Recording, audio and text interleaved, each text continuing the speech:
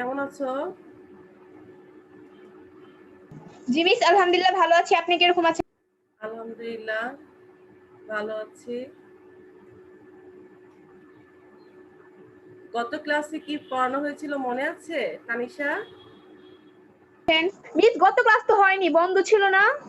মানে মানে ঈদের পরে আজকে তোমাদের সাথে প্রথম ক্লাস। মানে জি মিস। বন্ধ হওয়ার আগে একেবারে লাস্ট ক্লাসে কি পড়ানো হয়েছিল মনে আছে? জি মিস, দাঁড়ান বের করে দেখতেছি।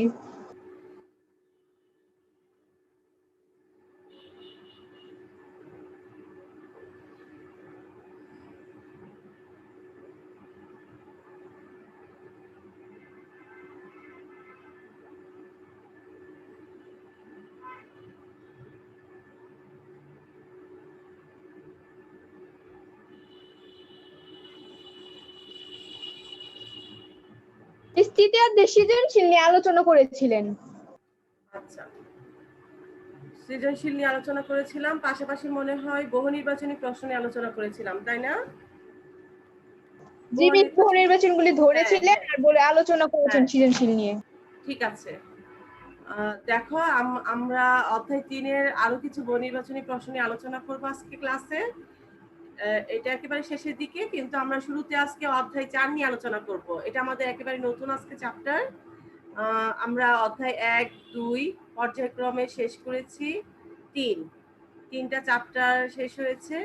হাসান স্যার তোমাদের সাথে মনে হয় অধ্যায় 5 শুরু করেছে, তাই না? জি মিস। আচ্ছা, অধ্যায় 5 শুরু করেছে, তো আমি আজকে অধ্যায় 4 শুরু করব।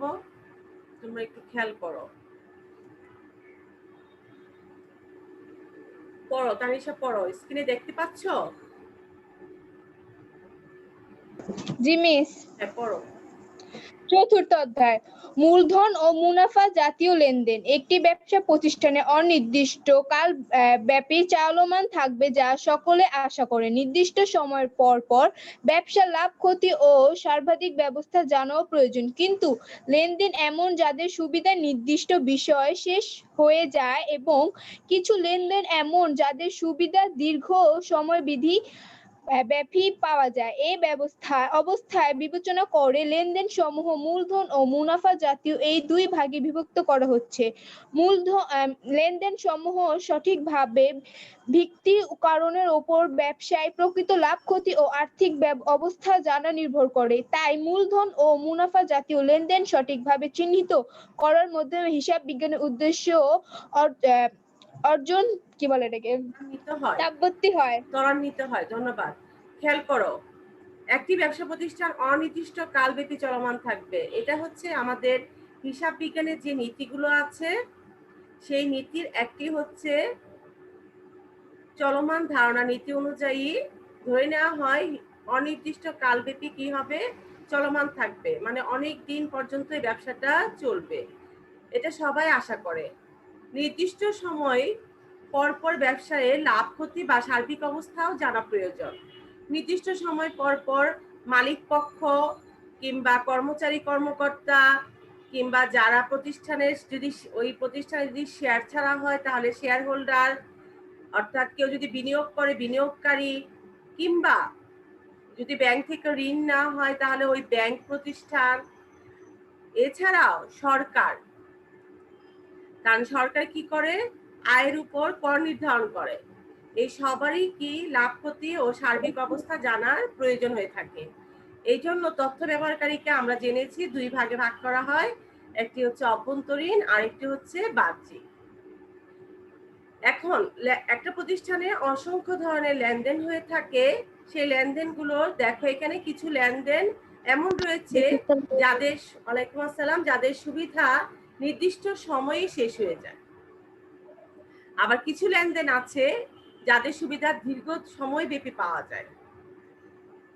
এরকম একটি লেনদেনের কেউ উদাহরণ দিতে পারবে যে লেনদেনের ফলে সুবিধাটা নির্দিষ্ট সময়ে শেষ হয়ে যায়? আবার এমন একটি লেনদেনের উদাহরণ বলতে পারবে যেটা দীর্ঘ সময় ব্যাপী পাওয়া যায়? তোমাদের মধ্যে কেউ বলতে পারবে? ঠিক আছে, আমি বলছি, খেয়াল করো। কর্মচারীর বেতন। কর্মচারী বেতন যে মাসে চলতি মাসে বেতন আমি যদি ওই মাসে দিয়ে দিই তাহলে শেষ। কিন্তু আমি যদি আসবাবপত্র ক্রয় করি প্রতিষ্ঠানের জন্য তাহলে এটার সুবিধাটা কি হবে, দীর্ঘ সময়ব্যাপী পাওয়া যাবে। এই অবস্থা বিবেচনা করে লেনদেন সমূহকে মূলধন ও মুনাফা জাতীয় এই দুই ভাগে বিভক্ত করা হয়েছে। তার মানে এখানে আমরা দেখো লেনদেনের বৈশিষ্ট্য অনুযায়ী দুই ভাগে ভাগ করেছি। একটি কি, যাদের সুবিধা নির্দিষ্ট সময়ে শেষ হয়ে যায়, এটা একটা বৈশিষ্ট্য। আর অন্যদিকে আরেকটি বৈশিষ্ট্য কি পেলাম, যাদের সুবিধা দীর্ঘ সময়ব্যাপী পাওয়া যায়। তার মানে এই দুইটি বৈশিষ্ট্যের উপর ভিত্তি করে লেনদেনগুলোকে কি বলা হলো, মূলধন মুনাফা জাতীয় এই দুই ভাগে বিভক্ত করা হলো। এই অবস্থাটা বিবেচনা করে লেনদেনগুলোকে সঠিকভাবে বিভক্তকরণের উপরই ব্যবসায়ের প্রকৃত লাভ ক্ষতি ও আর্থিক অবস্থা জানা সম্ভব। এটা হচ্ছে আমরা যখন অধ্যায় 10-এর অঙ্ক করব, সেইখানে অধ্যায় 10-এর এই প্রকৃত লাভ ক্ষতির জন্য আমরা বিশদ আয় বিবরণী প্রস্তুত করব, আর আর্থিক অবস্থা বিবরণী প্রস্তুত করব আর্থিক অবস্থা জানার জন্য। তার মানে এইটার জন্য আমাদের কি করতে হবে, মূল হিসাবগুলোকে যে মূলধন মুনাফা জাতীয় ভাগ করেছি এটার প্রভাব পড়বে এখানে। তাই মূলধন ও মুনাফা জাতীয় লেনদেন সঠিকভাবে চিহ্নিত করার মাধ্যমে হিসাব বিজ্ঞানের উদ্দেশ্য অর্জনটা ত্বরান্বিত হয়। মানে খুব সহজে যে উদ্দেশ্যে আমরা হিসাব বিজ্ঞানের হিসাবগুলো সঠিকভাবে লিপিবদ্ধ করি সেটা খুব সহজেই করা সম্ভব হবে। দেখো লেনদেনের শ্রেণীবিভাগ, এখানে দেখো মূলধন জাতীয়, মুনাফা জাতীয়। মূলধন জাতীয় আবার দুইটি ভাগ, একটি হচ্ছে প্রাপ্তি এবং আয়, অন্যটি হচ্ছে কি ব্যয়। এদিকে মুনাফা জাতীয়ও একটি প্রাপ্তি বা আয়, অন্যটি প্রদান বা ব্যয়।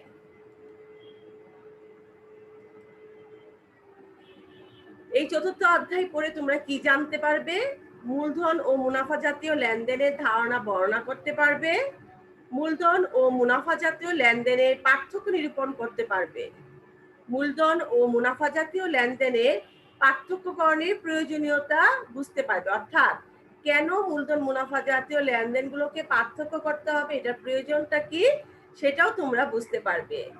লাভ ক্ষতি পরিমাপ এবং আর্থিক বিবরণী প্রস্তুতকালে মূলধন ও মুনাফা জাতীয় লেনদেন সমূহ যথাযথভাবে প্রয়োগ করতে পারবে। অর্থাৎ লাভ ক্ষতি পরিমাপের জন্য আমাদের, আমি আবারও বলছি, আমাদের বিশদ আয় বিবরণী প্রস্তুত করতে হয়, সেখানে মুনাফা জাতীয় লেনদেনগুলো আসে। আর্থিক অবস্থা বিবরণী প্রস্তুত করার সময় আমাদের মূলধন জাতীয় লেনদেনগুলো আসে। এই জন্য এগুলো যথাযথভাবে কি করতে পারবে, তোমরা প্রয়োগ করতে পারবে। এই অধ্যায় থেকে জানলে তখন ওই অধ্যায় 10-এ সুন্দরভাবে করতে পারবে।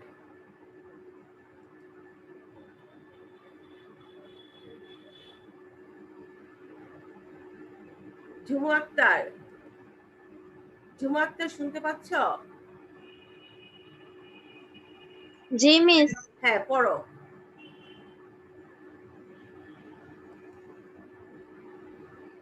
স্ক্রিনে দেখতে পাচ্ছ ঝুমু? জি মিস। পড়ো। মূলধন ও মুনাফা জাতীয় লেনদেনের ধারণা। ব্যবসায়ের সকল লেনদেন দুই ভাগে বিভক্ত, মূলধন জাতীয় ও মুনাফা জাতীয়। মূলধন জাতীয় লেনদেনের সুবিধা ভোগের মেয়াদ মুনাফা জাতীয় লেনদেন অপেক্ষা অধিক। মুনাফা জাতীয় লেনদেন যেখানে নিয়মিত সংঘটিত হয় সেখানে মূলধন জাতীয় লেনদেন অনিয়মিত। এরূপ আরো কতিপয় দিক বৈশিষ্ট্য রয়েছে যা এই দুই ধরনের লেনদেনকে পরস্পর পৃথক করে। লেনদেনের ক্ষেত্রে সাধারণত আমরা দেখেছি লেনদেনটি নগদ না অনগদ, লেনদেনটি দৃশ্যমান না অদৃশ্যমান প্রভৃতি বিষয়। লেনদেন সমূহকে নিম্নোক্ত অবস্থায় থেকে বিবেচনা করা যায়। ধন্যবাদ।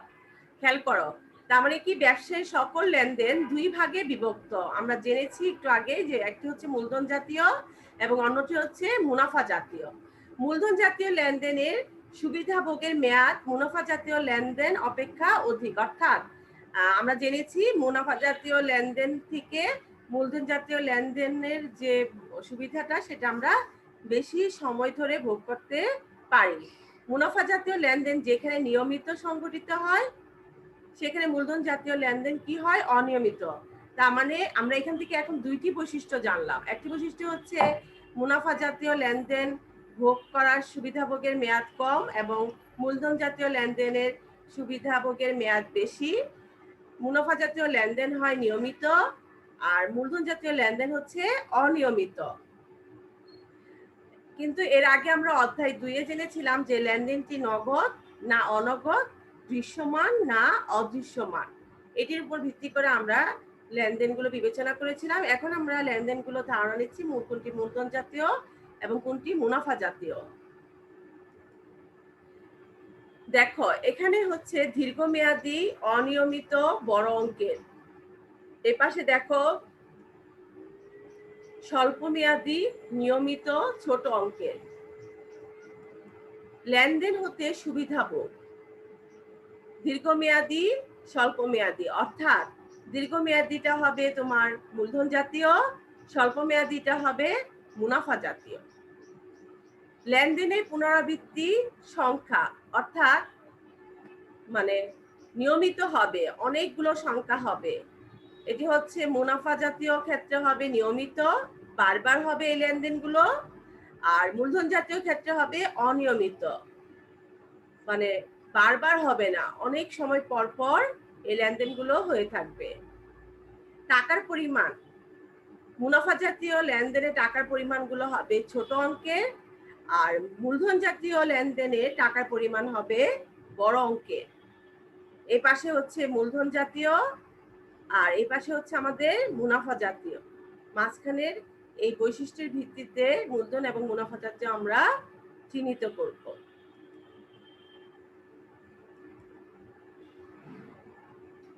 দেখো কাজ, উপরোক্ত 3টি অবস্থা বিবেচনা করে নিম্নোক্ত লেনদেন সমূহকে 2 ভাগে বিভক্ত করো। ব্যাংক হতে 1 লক্ষ টাকা ঋণ গ্রহণ, এটি কি হবে? মূলধন জাতীয় না মুনাফা জাতীয়? মূলধন জাতীয়। হ্যাঁ, এটি হবে মূলধন জাতীয়, কারণ দেখো এই লেনদেন হতে সুবিধা ভোগ হবে দীর্ঘমেয়াদী, এটা হবে অনিয়মিত, সবসময় ব্যাংক থেকে ঋণ নেওয়া হবে না, এবং দেখো টাকা বড় অঙ্কে, এই জন্য এটি হচ্ছে মূলধন জাতীয়। তারপর খেয়াল করো পণ্য বিক্রয় 5,000 টাকা, এটি কি হবে? না, মুনাফা জাতীয়। হ্যাঁ, মুনাফা জাতীয়। হ্যাঁ, মুনাফা জাতীয়, ধন্যবাদ, এটি হবে মুনাফা জাতীয়। কারণ কেন? এটা স্বল্প মেয়াদী, লেনদেন হতে সুবিধা ভোগ করবে স্বল্প সময়ের জন্য। তারপর এগুলো প্রতিষ্ঠানে বারবার হবে, অর্থাৎ নিয়মিত, এবং টাকার পরিমাণ দেখো ছোট অঙ্কের।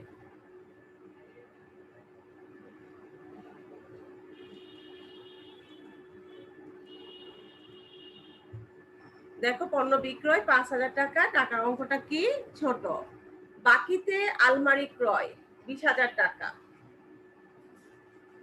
মূলধন জাতীয়। কি হবে? আরেকবার মূলধন জাতীয়। মূলধন জাতীয় হবে। মূলধন জাতীয় হবে। মূলধন জাতীয়, হ্যাঁ ধন্যবাদ, এটি মূলধন জাতীয় হবে, কারণ এটিও কি হবে? এটা লেনদেনের আলমারিটা ক্রয় করার ফলে এটার সুবিধা ভোগ করা হবে দীর্ঘ সময়ের জন্য, দীর্ঘমেয়াদী, এবং সবসময় আলমারি ক্রয় করা হবে না, অনিয়মিত এই খরচটা, এবং দেখো টাকার অঙ্ক পরিমাণটা বড়। কর্মচারীকে বেতন পরিশোধ 3,000 টাকা, মুনাফা জাতীয়। রাইট, মুনাফা জাতীয়।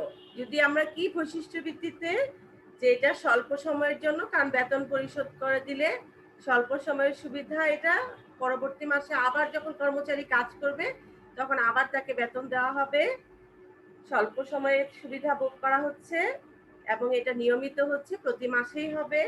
আর টাকার অঙ্ক দেখো কম। পুরাতন মোটর গাড়ি বিক্রয় 70,000 টাকা, এটি কি হবে? মূলধন জাতীয়। মূলধন জাতীয়, রাইট, কারণ এটি বারবার বিক্রি করা হবে না, এটি অনিয়মিত, এবং টাকার অঙ্ক দেখো এখানে বেশি। ব্যাংকে জমাকৃত অর্থের উপর সুদ প্রাপ্তি 500 টাকা। মুনাফা জাতীয়। এটি হচ্ছে আমাদের মুনাফা জাতীয় লেনদেন। কারণ মুনাফা জাতীয়। ব্যাংকে জমা টাকার উপর কিছুদিন পর পরই কি দেওয়া হচ্ছে, দেখা যায় যে কিছু কিছু জমাকৃত অর্থ প্রতি মাসেই সুদ ধরা হয়, আবার 6 মাস পর পর সুদ ধরা হয়। তার মানে এটা হচ্ছে মুনাফা জাতীয় লেনদেন।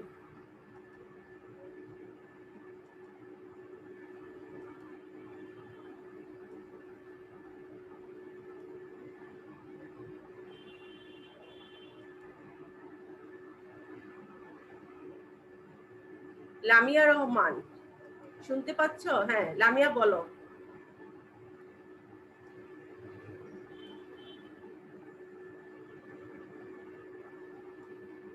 লামিয়া, স্ক্রিনে দেখতে পাচ্ছ?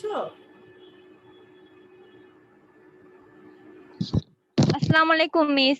হ্যাঁ, ওয়ালাইকুম আসসালাম। লামিয়া পড়ো। মিস প্রথমেরটা পড়বো? যে সকল লেনদেন হতে, এখান থেকে পড়ো। জি মিস, পড়তেছি। যে সকল লেনদেন হতে দীর্ঘমেয়াদী 1 বছরের অধিক সুবিধা পাওয়া যায়, যার টাকার অঙ্ক অপেক্ষাকৃত বড় এবং লেনদেন নিয়মিত সংঘটিত হয় না, তা মূলধন জাতীয় লেনদেন। অপরদিকে যে সকল লেনদেন হতে স্বল্প মেয়াদী সুবিধা পাওয়া যায়, লেনদেন টাকার অঙ্কের পরিমাণ অপেক্ষাকৃত ছোট কিন্তু নিয়মিত সংঘটিত হয় নির্দিষ্ট সময় পর পর, তা মুনাফা জাতীয় লেনদেন।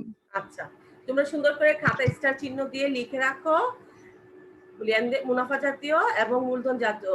এই হচ্ছে বৈশিষ্ট্য, মনে রাখবে। আমি বলছি 1 বছরের অধিক সময়ের জন্য সুবিধা পাওয়া যাবে, এটি একটি বৈশিষ্ট্য। টাকার অঙ্ক বড় হবে এবং লেনদেনটা নিয়মিত হবে না। এরকম বৈশিষ্ট্য থাকলে আমরা সেই লেনদেনগুলোকে মূলধন জাতীয় লেনদেন হিসাবে চিহ্নিত করব। অন্যদিকে মুনাফা জাতীয় লেনদেন কি হবে? স্বল্প মেয়াদী সুবিধা পাওয়া যাবে, টাকার অঙ্কের পরিমাণ ছোট হবে অপেক্ষাকৃত এবং নিয়মিত হবে, অর্থাৎ নির্দিষ্ট সময় পরপরই হবে। সেটি হচ্ছে মুনাফা জাতীয় লেনদেন।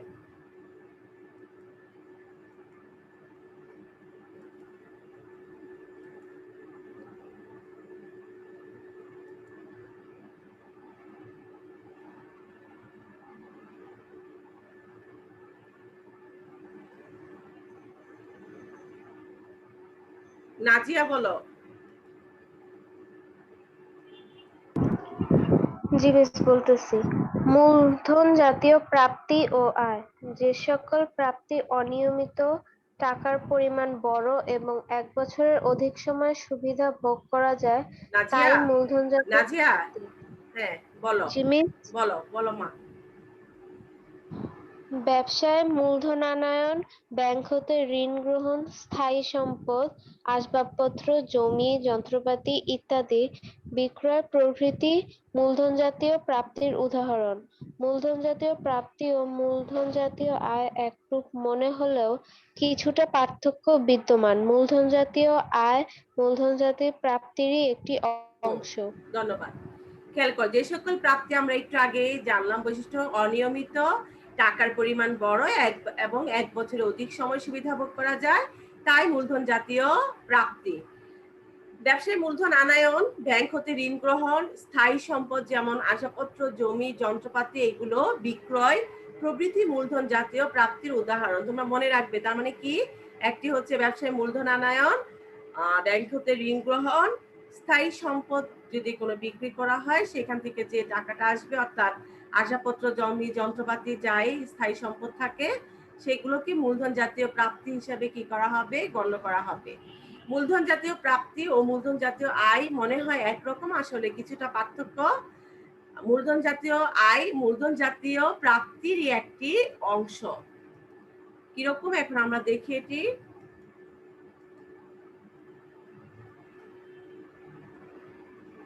নাজিয়া বলো।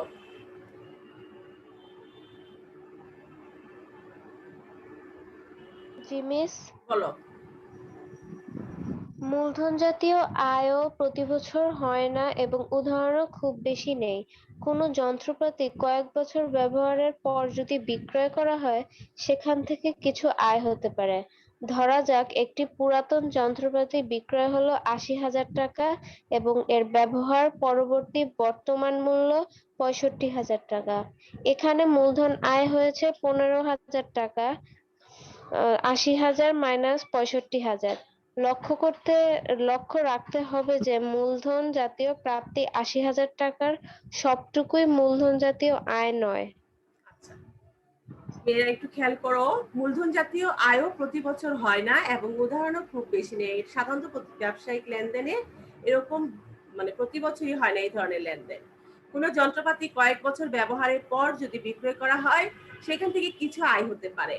ধরা যাক এখানে বলা হচ্ছে একটা পুরাতন যন্ত্রপাতি বিক্রয় করা হয়েছে ৮০,০০০ টাকা এবং এর ব্যবহার পরবর্তী বর্তমান মূল্য হচ্ছে ৬৫,০০০ টাকা।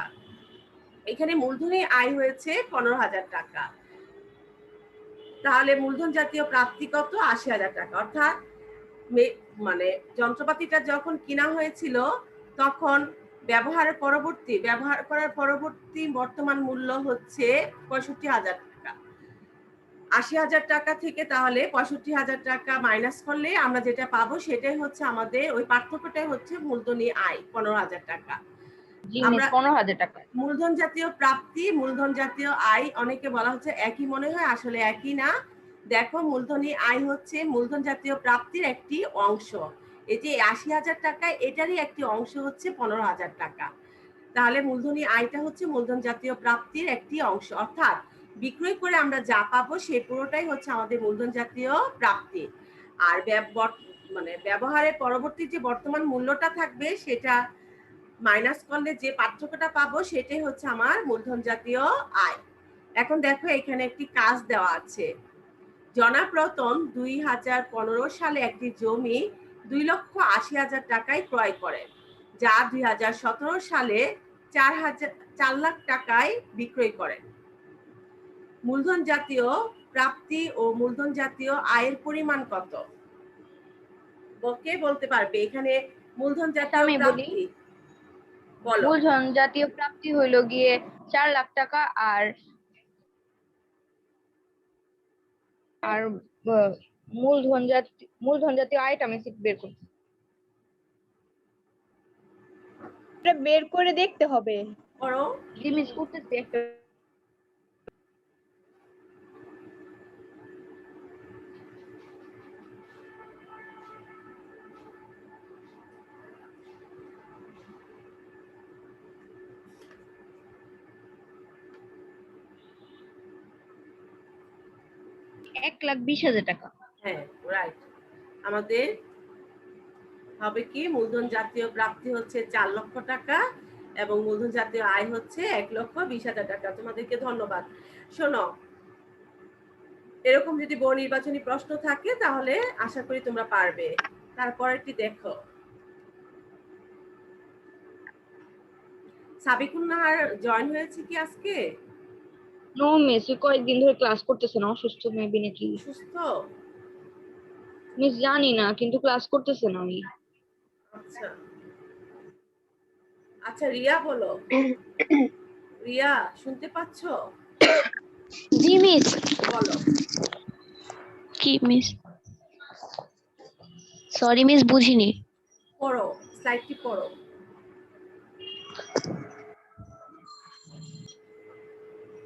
মূলধন জাতীয় ব্যয়, এখান থেকে পড়ো। যে সকল ব্যয় অনিয়মিত টাকা পরিমাণ বড় এবং ১ বছরের অধিক সময় সুবিধা ভোগ করা যায়, ওই সকল ব্যয় মূলধন জাতীয় ব্যয়।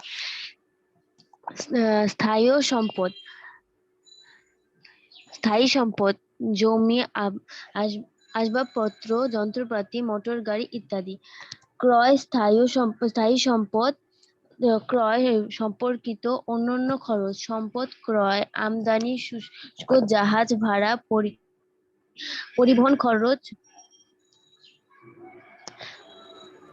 সংস্থাপন ব্যয় প্রভৃতি। মূলধন জাতীয় ব্যয় স্বরূপ গণ্য।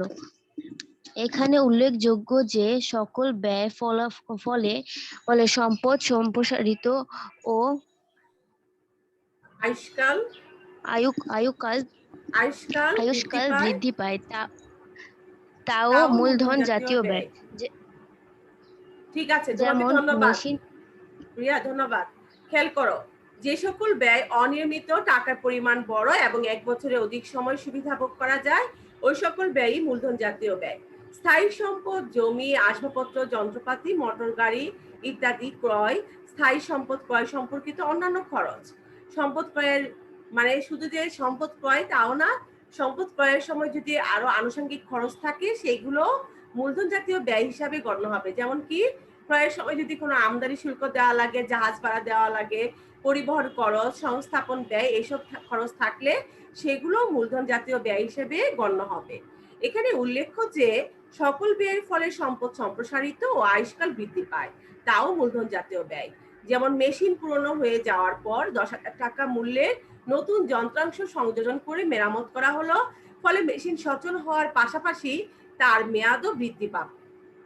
অতএব বলা যায় যে সকল ব্যয়ের উপযোগিতা বর্তমান হিসাব বছরের পাশাপাশি পরবর্তী একাধিক বছর সমূহ পাওয়া যাবে, তাই মূলধন জাতীয় ব্যয়।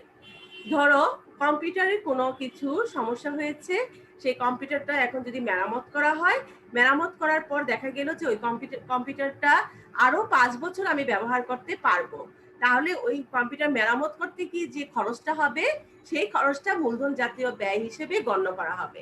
এখানে এই কথাটাই বোঝানো হয়েছে যে যে সকল ব্যয়ের উপযোগিতা বর্তমান হিসাব বছরের পাশাপাশি পরবর্তী একাধিক বছরে পাওয়া যাবে, অর্থাৎ 2021 সালে যদি আমি মেরামত করি, 2025 সাল পর্যন্ত ওই কম্পিউটারটা যদি আমি ব্যবহার করতে পারি, তাহলে অধিক বছর এই ধরনের খরচের জন্য কি হবে, সেটা মূলধন জাতীয় ব্যয় হিসেবে গণ্য করা হবে। এটাই বোঝানো হয়েছে।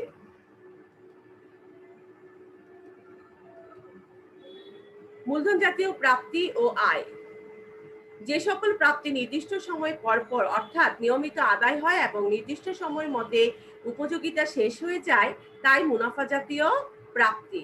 এবং পণ্য বিক্রয়লব্ধ অর্থ, ব্যাংকে জমা টাকার সুদ, প্রাপ্ত বাড়ি ভাড়া, প্রাপ্ত কমিশন ইত্যাদি মুনাফা জাতীয় প্রাপ্তির উদাহরণ।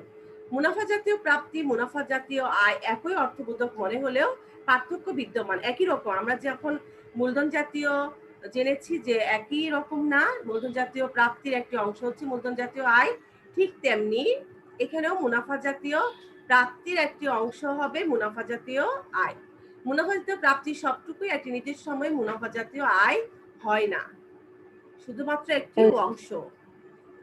দেখো, ধরা যাক হিসাবকাল 2017 সালে ভাড়া পাওয়া গেল 50,000 টাকা, কিন্তু এর মধ্যে 10,000 টাকার পরবর্তী বছর অর্থাৎ 2018 সাল সংক্রান্ত। এক্ষেত্রে 2017 এর মুনাফা জাতীয় প্রাপ্তি 50,000 টাকা এবং মুনাফা জাতীয় আয় কি 40,000 টাকা। ভাড়া দেখো 50,000 টাকা, এর মধ্যে 10,000 টাকা পরবর্তী বছরে, তার মানে হচ্ছে অগ্রিম দেওয়া আছে 10,000 টাকা। চলতি বছরে যে খরচটা হবে সেটাই হচ্ছে মুনাফা জাতীয়, যেটা ভাড়া খরচ না, তো যে টাকাটা পাওয়া গেছে ভাড়াটা 50,000 টাকা, সেটা আমার মুনাফা জাতীয় প্রাপ্তি পুরোটাই। যেহেতু 10,000 টাকা পরবর্তী বছরে, তার মানে এই চলতি বছরে আমার আয় কতটুকু, 50,000 টাকা থেকে 10,000 টাকা মাইনাস করলে যে টাকাটা থাকবে অর্থাৎ 40,000 টাকাই হবে আমাদের মুনাফা জাতীয় আয়।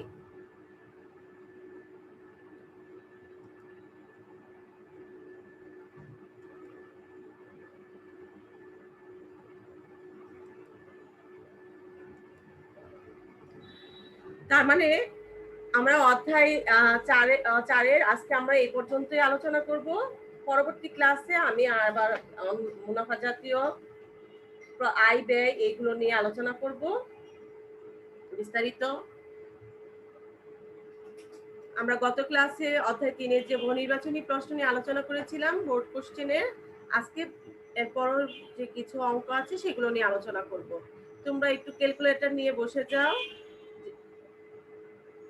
দেখো, লামিসা পড়ো। লামিসা উদ্দীপকটা পড়ো।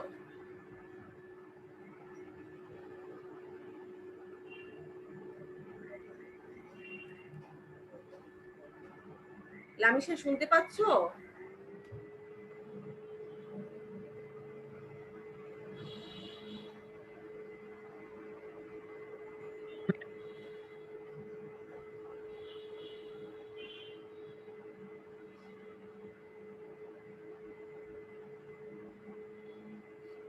আচ্ছা, সুমাইশা শুনতে পাচ্ছ? জি মিস। আচ্ছা, তাহলে উদ্দীপকটি পড়ো।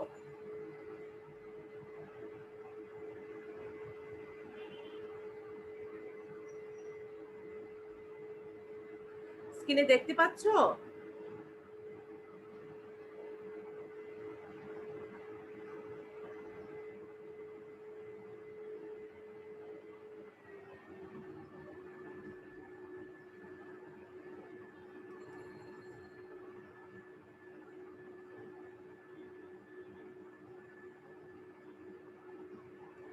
নাজিয়া, জি মিস। স্ক্রিনে দেখতে পাচ্ছ? জি মিস, দেখতে পাচ্ছি। হ্যাঁ মা, পড়ো। জনাব রফিক 2020 সালের 1 জানুয়ারি তারিখে 50,000 টাকা নগদ, 80,000 টাকার আসবাবপত্র, 30,000 টাকার ব্যাংক ব্যালেন্স ও 40,000 টাকার ঋণ নিয়ে ব্যবসা শুরু করেন।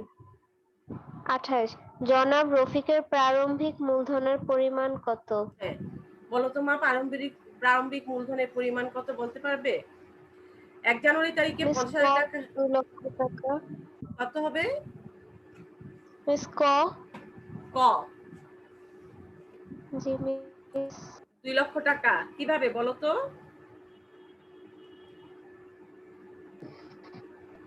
উপরের সব টাকাগুলোকে যোগ করে বলো, একটু নগদ, বলো। আসবাবপত্র, হ্যাঁ, 50,000 ব্যালেন্স। টাকা, 80,000 টাকা হলো কত? 1,30,000 টাকা, তাই তো? তারপর জি মিস। আসবাবপত্র 30,000 টাকা, তবে 1,60,000 জি টাকা। মিস। তারপর তারপর মিস ব্যাংক ঋণ হ্যাঁ, 40,000 টাকা। 2 লক্ষ টাকা। তারপর তারপর 2 লক্ষ আগে টাকা। বলো তো, প্রারম্ভিক মূলধন নির্ণয়ের সূত্রটা বলো তো, আমরা কিভাবে প্রারম্ভিক মূলধন নির্ণয় করি?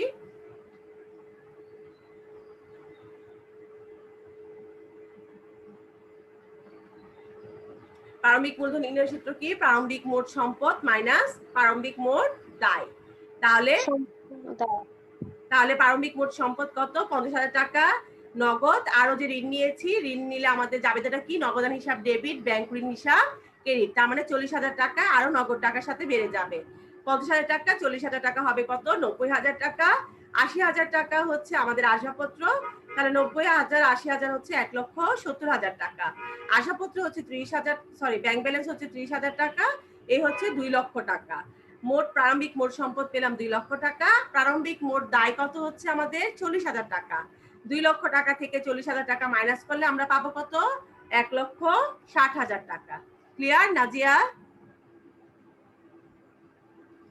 জি মিস। কিংবা অন্যরা বুঝতে পেরেছো প্রারম্ভিক মূলধনের পরিমাণ আমরা কিভাবে নির্ণয় করব? প্রারম্ভিক জি মোট মিস। সম্পদ মাইনাস প্রারম্ভিক মোট দায়। আচ্ছা, 29 তারিখে, দায়। 29 তারিখ না, 29 নাম্বার প্রশ্নে কি আছে? 1 জানুয়ারি, এখানে কি বলছে? 1 জানুয়ারি 2020 সালে নগদ টাকার পরিমাণ কত? নগদ টাকার পরিমাণ কত?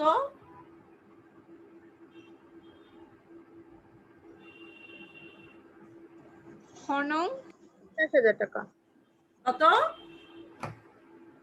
50,000 টাকা। 50,000 টাকা।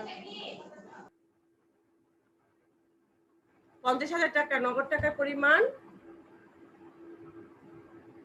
50,000। আর যে ব্যাংক থেকে ঋণ নেওয়া হলো জানুয়ারি মাসে, আমার কি হবে? জাবেদাটা নগদান হিসাব ডেবিট, আসবাবপত্র হিসাব ডেবিট, ব্যাংক হিসাব ডেবিট, 90,000 টাকা। ব্যাংক ঋণ হিসাব ক্রেডিট, মূলধন হিসাব ক্রেডিট। তাহলে নগদ কত টাকা আসবে? 90,000 টাকা। হ্যাঁ, নগদ 50,000 আর 40,000 টাকা হবে কত? 90,000 টাকা। তারপর পড়ো, উদ্দীপকটি পড়ো।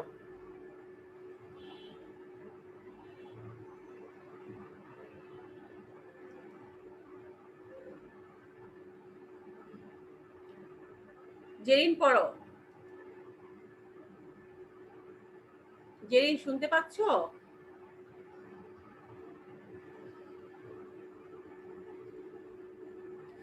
ঠিক আছে, আনিশা পড়ো।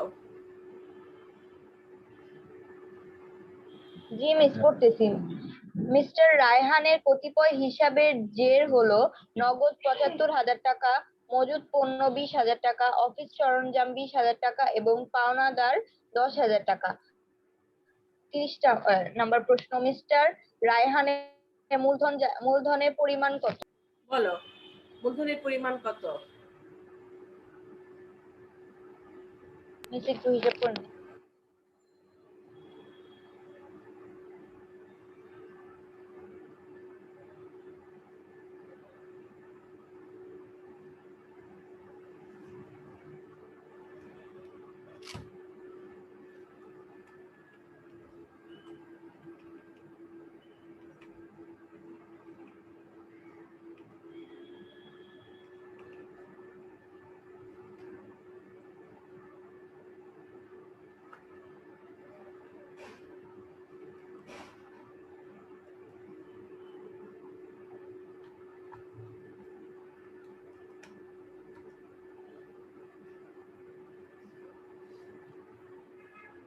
তোমাদের মধ্যে কেউ বের করেছো প্রারম্ভিক মূলধনের পরিমাণটা কত?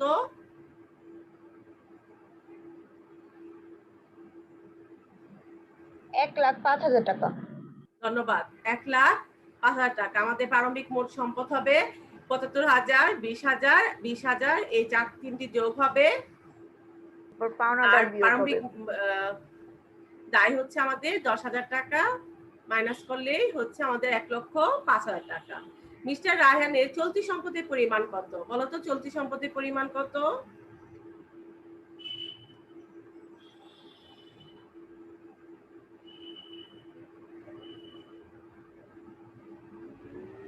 আচ্ছা, তোমাদের এখনো চলতি সম্পদ স্থায়ী সম্পদের ভাবে পড়ানো হয়নি। আমি বলছি চলতি সম্পদ হচ্ছে মানে মূলধন জাতীয় যে ব্যয়গুলোর মধ্যে যে অধিক সময় ভোগ করা যাবে সেগুলো স্থায়ী সম্পদ, অফিস সরঞ্জাম স্থায়ী সম্পদ, আর নগদ মজুদ পণ্য এগুলো হচ্ছে আমাদের চলতি সম্পদ। এখানে চলতি সম্পদ হচ্ছে 75,000 টাকা আর হচ্ছে 20,000 টাকা হচ্ছে 95,000 টাকা। আর আমি যে প্রশ্নগুলো সাজিয়েছি আসলে এগুলো বোর্ড কোশ্চেন। তো বোর্ড কোশ্চেন হলে তো পুরো বইটার উপর তোমাদের ধারণা থাকলে দেন তখন এই উত্তরগুলো দিতে পারবে। আমরা তো আসলে এখন অধ্যায় আজকে 4 নিয়ে আলোচনা করছি, আমাদের শ্রদ্ধেয় হাসান স্যার 5 নিয়ে আলোচনা করছে। এখনো সবগুলো অধ্যায় তোমাদের সাথে আলোচনা করা হয়নি, এই জন্য তোমরা এখন স্থায়ী সম্পদ চলতি সম্পদ এভাবে বুঝতে পারবে না। যাই হোক, আমি বলছি আমাদের যেটা হচ্ছে স্থায়ী সম্পদ, এখানে মিস্টার রায়হানের স্থায়ী সম্পদের পরিমাণ কত? স্থায়ী সম্পদ হচ্ছে আমাদের এখানে অফিস সরঞ্জাম 20,000 টাকা। স্থায়ী সম্পদের পরিমাণ হবে এখানে 20,000 টাকা, আমাদের সঠিক উত্তর। তারপরে কোশ্চেন দেখো, উদ্দীপকটি পড়ে 33 ও 35 নং প্রশ্নের উত্তর দাও। আমি একটু বলছি, খেয়াল করো। 1 জানুয়ারি 2020 তারিখে মুন ট্রেডার্সে মোট সম্পদ ও মোট দায়ের পরিমাণ ছিল 4 লাখ টাকা ও 2,50,000 টাকা। 31 ডিসেম্বর 2020 তারিখে নগদ 1,80,000 টাকা। খেয়াল করে, এগুলো কিন্তু 31 ডিসেম্বর তারিখের কথা বলছি। নগদ 1,80,000 টাকা, মজুদ পণ্য হচ্ছে 70,000 টাকা, প্রাপ্য অর্থাৎ দেনাদার এটা প্রাপ্য হিসাব অর্থাৎ দেনাদার এটা 2 লক্ষ টাকা, আশাপত্র হচ্ছে আমাদের 1 লক্ষ টাকা, প্রদেয় অর্থাৎ পানাদার এখানে 1 লক্ষ টাকা এবং ব্যাংক ঋণ দেওয়া আছে 1,50,000 টাকা। বছরের মাঝামাঝি মালিক অতিরিক্ত আনয়ন করেছেন 1,20,000 টাকা এবং ব্যবসা হতে মালিক নগদ উত্তোলন করেছেন 70,000 টাকা। এখন প্রশ্ন হচ্ছে আমাদের প্রারম্ভিক মূলধনের পরিমাণ কত? বলো। 1,50,000 টাকা। 1,50,000 টাকা। আনিশা কিভাবে? আনিশা ছাড়াও অন্যরা যারা পার্টিসিপেন্ট, আমি আশা করব তোমরাও উত্তর দিবে, তোমরাও চেষ্টা করো। হ্যাঁ বলো, প্রারম্ভিক মূলধন কিভাবে পেলে? আনিশা বলো।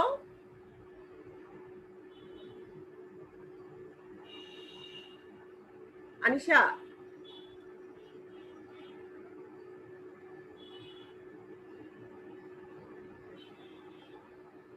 আমাদের এখানে প্রারম্ভিক মোট সম্পদ এবং প্রারম্ভিক মোট দায়ের পরিমাণ দেখো দেওয়া আছে 4 লাখ টাকা, 2,50,000 টাকা। তাহলে আমরা জানি প্রারম্ভিক মূলধনের পরিমাণ বের করতে হলে প্রারম্ভিক মোট সম্পদ থেকে প্রারম্ভিক মোট দায় মাইনাস করলে আমরা পেয়ে যাব। তার মানে 4 লক্ষ টাকা থেকে আমরা 2,50,000 টাকা মাইনাস করলে আমরা পেয়ে যাব 1,50,000 টাকা। এটি আমাদের প্রারম্ভিক মূলধনের পরিমাণ। তারপর সমাপনী মূলধনের পরিমাণ কত? বলো।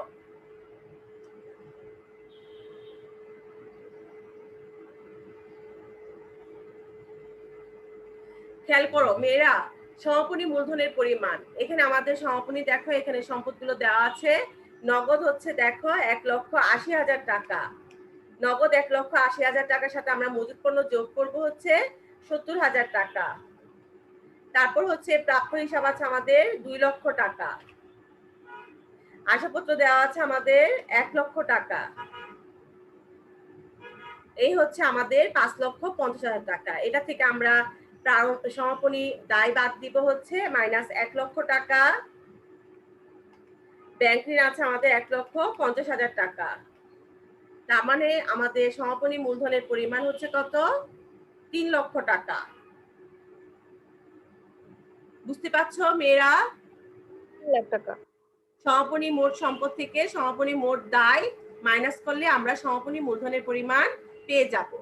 তারপর দেখো আমাদের 35 নম্বর কোশ্চেন, এখানে বলছে 2020 সালে মুনাফার পরিমাণ কত?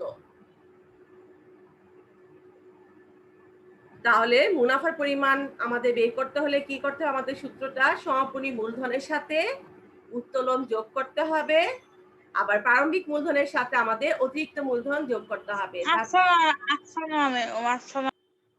তারপর মাইনাস করতে হবে।